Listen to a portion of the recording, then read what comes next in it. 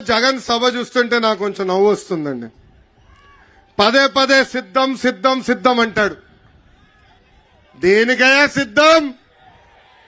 జైలుకి వెళ్లేదానికి సిద్ధం, జైలుకు పంపించేదానికి మీరు సిద్ధమా అని ప్రజలందరూ నేను అడుగుతున్నా. బీసీ బిడ్డ అమర్నాథ్ గౌడ్ లాంటి అనేక మంది చంపేదానికి మీరు సిద్ధమా అని ఈ జగన్ నేను ప్రశ్నిస్తున్నా. ఒక దళిత గలం డాక్టర్ సుధాకర్ లాంటి అనేక దళితులు చంపేదానికి మీరు సిద్ధమా అని ఈ సభాముఖంగా ప్రశ్నిస్తున్నా. మైనారిటీ బాలిక మిస్బాని ఎలా చంపారో అలా మైనారిటీలు చంపేదానికి మీరు సిద్ధమా అని ఈ సభాముఖంగా సైకో జగన్ నేను ప్రశ్నిస్తున్నా. కింద నుంచి తమ్ముడు కూడా అంటున్నాడు, సొంత బాబాయిని లేపేశాడు, ఇంకా ఎంతమంది కుటుంబ సభ్యులను లేపేసేదానికి సిద్ధమా అని ఈ జగన్ నేను సూటిగా ప్రశ్నిస్తున్నా. లేదంటే రాష్ట్రాన్ని సర్వనాశనం చేసేదానికి సిద్ధమా అని ఈ సభాముఖంగా జగన్ నేను ప్రశ్నిస్తున్నా. ఈ మధ్యన 3 ఘటనలు జరిగినాయి. అది ఇచ్చాపురం ప్రజల దృష్టికి తీసుకురావాలనుకుంటున్నా. మొదటిది, వైకాపా నాయకులు చేస్తున్న భూ కబ్జాలకి సహకరించలేదని విశాఖపట్నం తహసీల్దార్ రామయ్యని అతి కిరాతకంగా వైకాపా నాయకులు కొట్టి చంపేశారు. బాపట్ల జిల్లాలో రైతు భరోసా కేంద్రాల్లో పనిచేస్తున్న అగ్రికల్చర్ అసిస్టెంట్ పూజిత ఆత్మహత్య చేసుకుంది. ఆ చెల్లమ్మ ఎందుకు ఆత్మహత్య చేసుకుందో తెలుసా? వైకాపా నాయకులు ఆర్బీకే కేంద్రానికి వచ్చి ఎరువులు దొంగతనం చేశారు. ఆ డబ్బులు ఆ చెల్లెమ్మ చెల్లించాలని వేధిస్తే పాపం ఆ చెల్లమ్మ ఆత్మహత్య చేసుకుంది. ఇంకా అంతేకాదు, విజయనగరం జిల్లాలో పంచాయతీరాజ్ డిపార్ట్మెంట్ లో పనిచేస్తున్న ఒక జేఈ రామకృష్ణ ఏకంగా ఆ ఫ్యాన్కే ఉరేసుకుని చనిపోయాడు, ఆత్మహత్య చేసుకున్నాడు. ఆ రామకృష్ణ గారు చేసిన తప్పేంటో తెలుసా? ప్రజలకు అండగా నిలబడతాం. వైకాపా నాయకులు అక్కడ ఉన్న సిమెంటు ఇనుప దొంగతనం చేసుకుని వెళ్తే వాళ్ళకి పైన అడ్డంగా తిరిగినందుకు ఆయన వేధించి ఆత్మహత్య చేసుకునే పరిస్థితి తీసుకొచ్చింది ఈ ప్రభుత్వం. జగన్ ఈ మధ్యన కొత్త నాటకం మొదలు పెట్టాడు.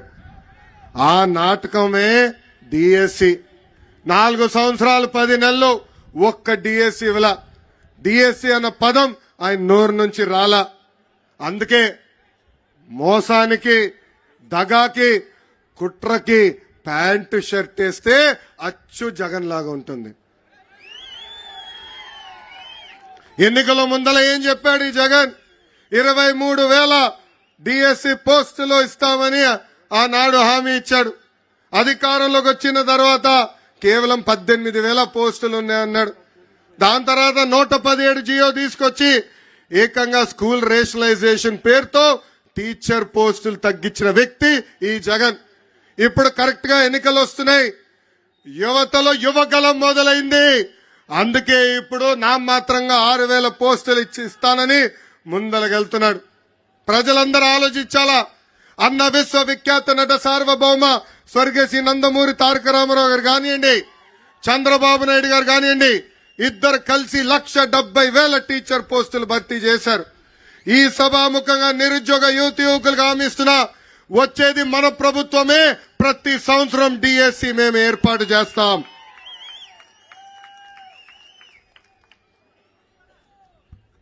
ఈరోజు ఈ జగన్ ఊరూరు తిరుగుతా నేను పేదవాడిని అంటాడు.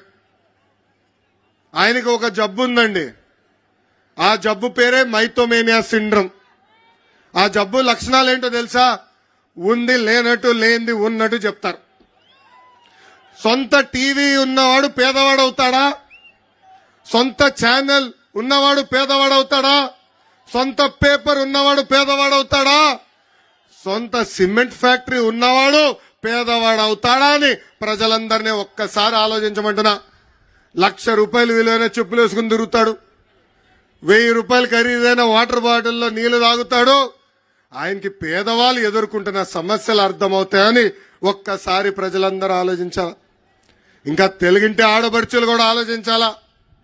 ఈరోజు సొంత చెల్లి షర్మిల గారు కానివ్వండి, సునీత గారు కానివ్వండి, ఏకంగా మాకే భద్రత లేదని చెప్పే పరిస్థితి. సొంత జగన్ ఇంట్లో ఉన్న చెల్లమ్మలకే భద్రత లేకపోతే ఇంకా మన పరిస్థితి ఎలా ఉంటుందో ఒక్కసారి ఆలోచించమని తెలుగింటి ఆడబడుచులు నేను కోరుతున్నా. ఈ జగన్ని చూస్తే ఒక అద్భుతమైన కటింగ్ ఫిట్టింగ్ మాస్టర్ గుర్తొస్తాడండి. ఏంటది? Cutting fitting master. Jagan button నొక్కుతాడంటాడు, కానీ మనకు కంపడేది బులుగు బట్టనే. బల్ల కింద ఒక ఎర్ర బటన్ ఉంది, అది మనకు కంపడదు తల్లి. ఆ బులుగు బటన్ నొక్కుతాడు తల్లి, అకౌంట్లో 10 రూపాయలు పడుతుంది తల్లి. కానీ అదే క్షణంలో బల్ల కింద ఉన్న ఎర్ర బటన్ నొక్కుతాడు, అకౌంట్ నుంచి 100 రూపాయలు ఉష్షని పోతుంది. ఎలా పోతుందో చెప్పాలి కదా. కరెంటు ఛార్జీలు 9 సార్లు పెంచి బాధుడే బాధుడు. ఆర్టీసీ ఛార్జీలు 3 సార్లు పెంచి బాధుడే బాధుడు. ఇంటి పన్ను, చెత్త పన్ను, నిత్యావసర సరుకులు పెంచి బాధుడే బాధుడు. ఇప్పుడు ఏకంగా భూమ్ ధరలు కూడా పెంచి బాధుడే బాధుడు. ఇంకా కటింగ్ మాస్టర్ అన్నాను కదా, అన్న క్యాంటీన్ కట్, పెళ్లి కానుక కట్, పండగ కానుక కట్, చంద్రన్న బీమా cut, best available school cut, 6 లక్షల వృద్ధులకి పెన్షన్ కట్, డ్రిప్ ఇరిగేషన్ కూడా కట్. ఇట్లా భారతదేశ చరిత్రలోనే 100 సంక్షేమ కార్యక్రమాలు కట్ చేసిన ఏకైక ముఖ్యమంత్రి ఈ జగన్.